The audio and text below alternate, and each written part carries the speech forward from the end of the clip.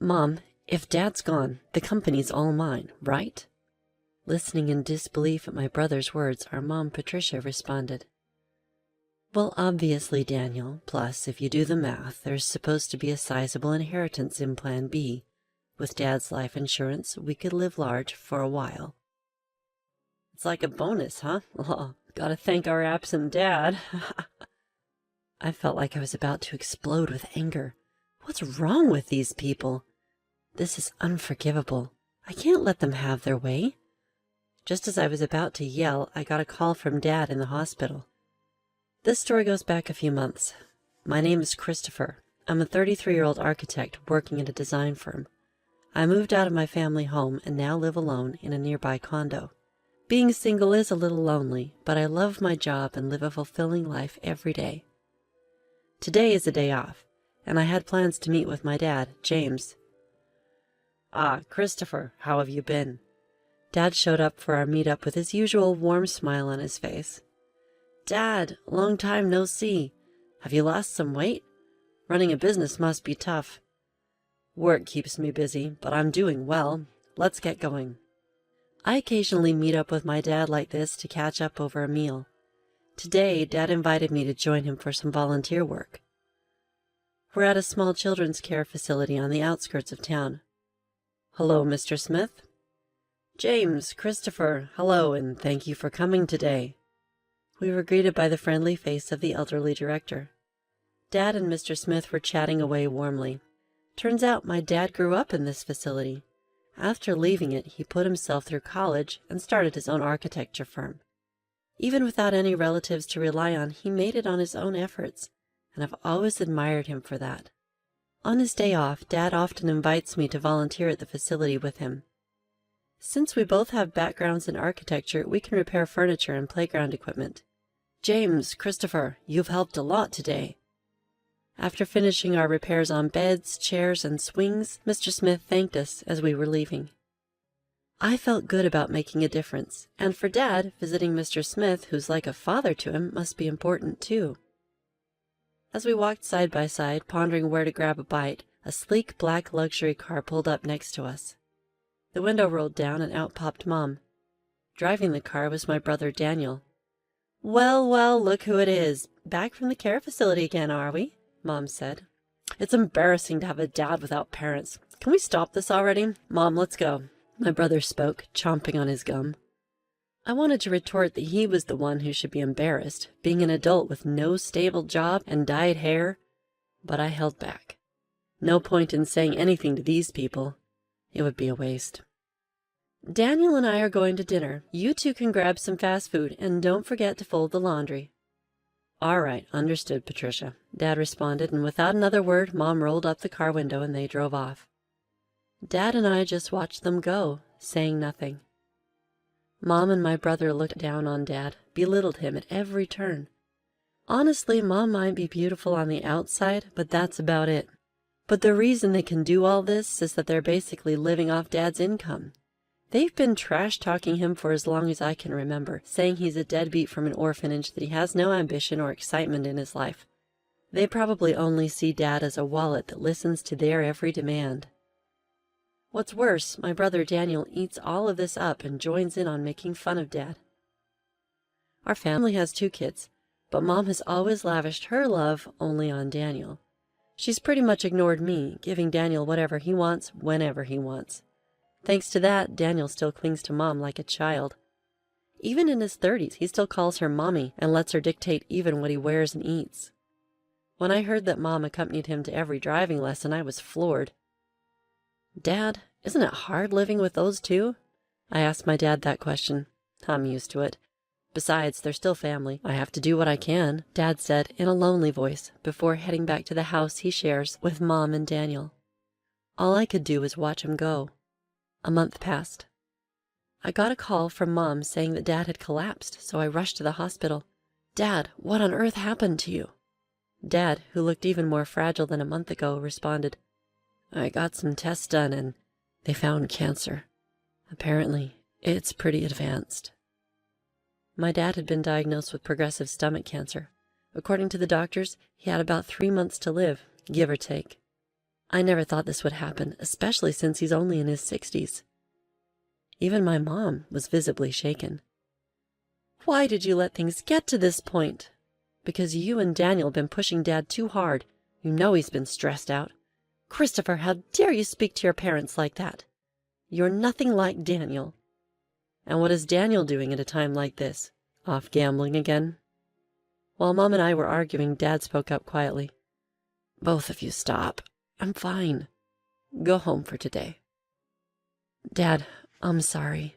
I'll be back. I left the hospital room, but between my worries for Dad's health and the shock of his prognosis, I couldn't sleep that night. After that, I took on the responsibility of bringing Dad a change of clothes and doing his shopping as he requested. Sure enough, neither Mom nor my brother lifted a finger. Still, I wanted to make Dad's time as comfortable as possible. I popped into his hospital room during breaks from work and took care of him for 2 months. Then, one day, when I went back to my parents' house to grab some of Dad's belongings, I overheard Mom and my brother talking in the living room. Mommy, once Dad is gone, the business is all mine, right? Stunned by my brother's words, I listened more closely. That's when my mom chimed in. Daniel, it's not a given. Besides, if you do the math, there should be around $2 million in inheritance. Wow, that's awesome. Maybe I should buy another car. Why not? You'll be the company president, so you should drive a nice car. Thanks to his life insurance, we can live a little lavishly for a while. It's like a bonus. Gotta thank Dad for not being around. I felt like I was going to explode with anger. What kind of trash are these people? Unforgivable. I can't let them get their way. Just as I was about to unleash my anger, I got a message from Dad. Christopher, can you come to my hospital room alone? I managed to contain my emotions and went to see my dad. He had lost even more weight recently, and his complexion looked bad. Christopher, thank you for always being there. What are you talking about, Dad? Just tell me what I can do to help. As I sat next to his bed, Dad began. There's something important I need to talk to you about. I listened quietly to my dad, holding back the tears as I responded. Visiting hours are almost over, so I'm going to head out, but about what we discussed? Dad, just focus on taking care of yourself for now. Thank you, Christopher. See you later. In the end, that was the last conversation I had with my dad. He took a turn for the worse shortly after and passed away the next day. I held my emaciated father's hand in the hospital room and cried. My mom and brother also put on a show of tears, but only this time. Things got pretty tough after that. Mom was technically in charge of the funeral, but of course she didn't lift a finger. Instead, she showed up at the funeral all dolled up in makeup and tried to cut corners on the costs. He doesn't even have any relatives. Why not keep it simple? Dad's coworkers and business associates are coming to the funeral. Don't embarrass us with that kind of talk. And today, while getting his necktie tied by Mom, Daniel chimed in. Just do what Mom says. Don't waste money on a dad like that. Daniel, just be quiet. If it's about money, I'll handle it. At least let me give Dad a proper send-off. So I ended up taking charge of the entire funeral. It seemed Dad was well loved by many people. Lots of folks came to pay their respects. That made me really happy. About a week had passed since the funeral ended. That's when Mom spoke up, now that we were a family of 3. Finally got that person out of the picture. Now the $2 million inheritance is all ours, right, Daniel? And Dad's company, too. Man, I'm finally going to be the boss. Listen up, Christopher. You better give up your inheritance, got it? Just after the funeral had ended, they were already talking about this stuff. Annoyed, I replied, Dad had already arranged all the inheritance matters with the lawyer. I have the contact details. What? Why didn't you say that sooner? Call the lawyer right now. That's right, Christopher. Hurry up. So I dialed the number on the business card that Dad had given me. Not long after, the lawyer who arrived was a woman in her mid-30s. I'm Attorney Williams. I have been authorized by James to handle matters concerning the inheritance. I'm very sorry for your loss. While shaking hands and greeting the lawyer, my brother grinned and said, Wow, I thought lawyers were all old dudes. You're quite the looker. Got a boyfriend? Oh, Daniel, do you like her? Mommy prefers someone younger. Knock it off, both of you. Thank you for coming all this way. Please come in." We ushered Miss Williams into the room and listened to what she had to say. "Let me explain. First of all, concerning the company, James had told me before he passed that it would be transferred to an acquaintance's company. I've been proceeding with the paperwork." "What?" The one who raised his voice was my brother. "What does that mean? I was supposed to become the CEO." "I've heard nothing of the sort. For the sake of the employees, the company will be merging with a trusted and skilled company that your father was fond of. The other company has already agreed, so there's nothing that can be done." "That damn outsider! Damn it!" My mom hurriedly chimed in. "Daniel, calm down. The inheritance is ours, right? It should be around $2 million, shouldn't it?" Ms. Williams answered in a matter-of-fact manner.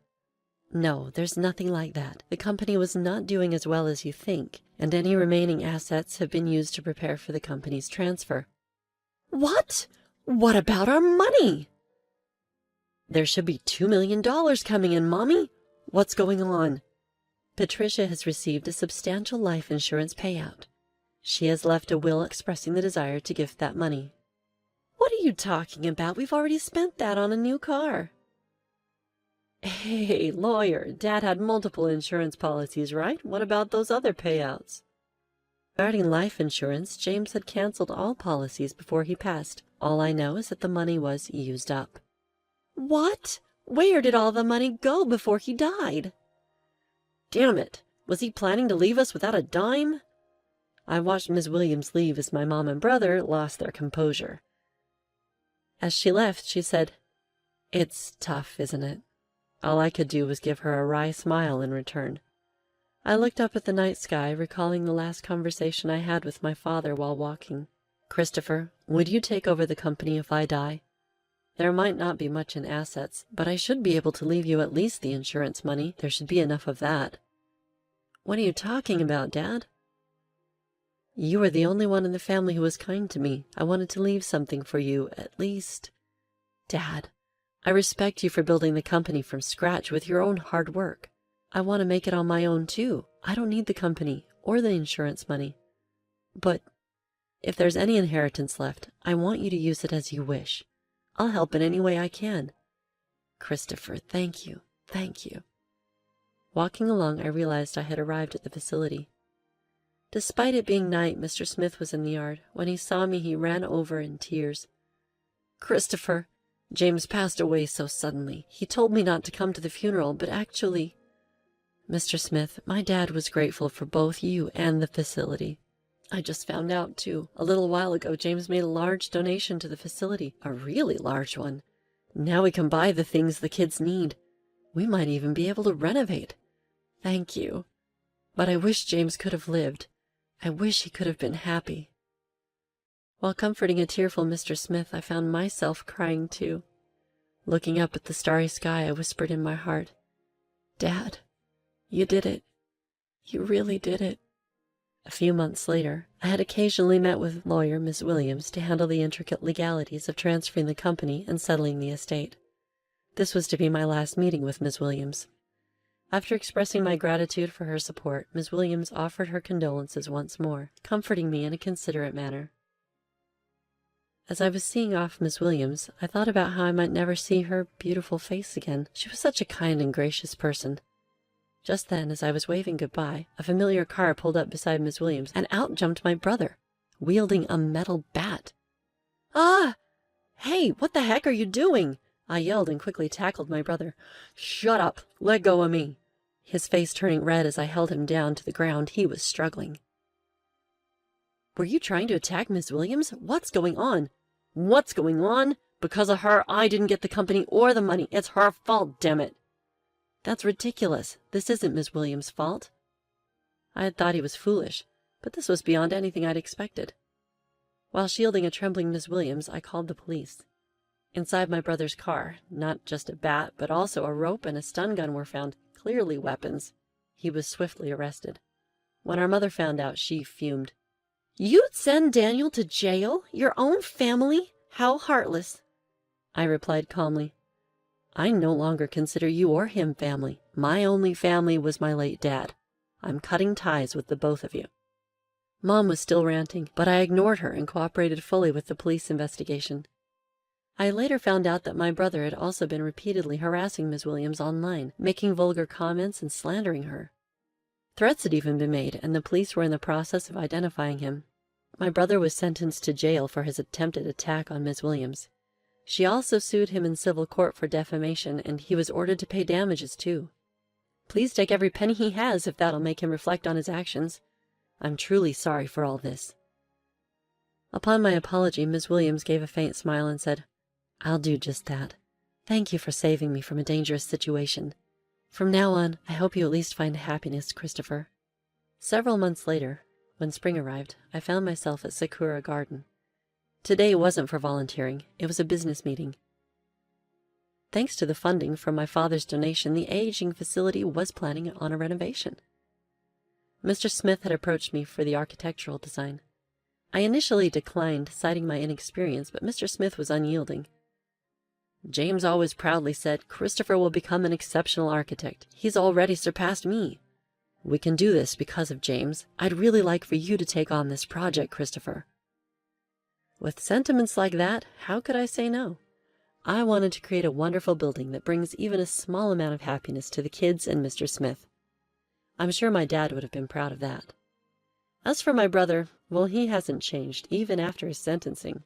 Actually, he's become even more irresponsible. Though he avoided jail due to probation, he still begs our mom for money daily, starts drinking in the afternoon, and gambles away what he borrows. My mom is being pushed around by my brother every day. The large house we lived in, thanks to my dad, along with the car bought with insurance money, were sold to pay for Ms. Williams' compensation and my brother's bail. Now it seems they live together in an old apartment. A friend told me, "She's lost her beauty, looks more like an old woman now." She brought this upon herself, but I hope she at least reflects on how she treated my dad poorly before he passed away and raised my brother to be such a mess. One last thing. I'm going to marry Ms. Williams, the lawyer, soon. She told me in confidence that she felt attracted to me after I saved her from my brother's violent behavior. She's a bit on the serious side, but I really love her for her kindness and dependability. From here on, I aim to work hard and be like my dad, building a warm and loving home.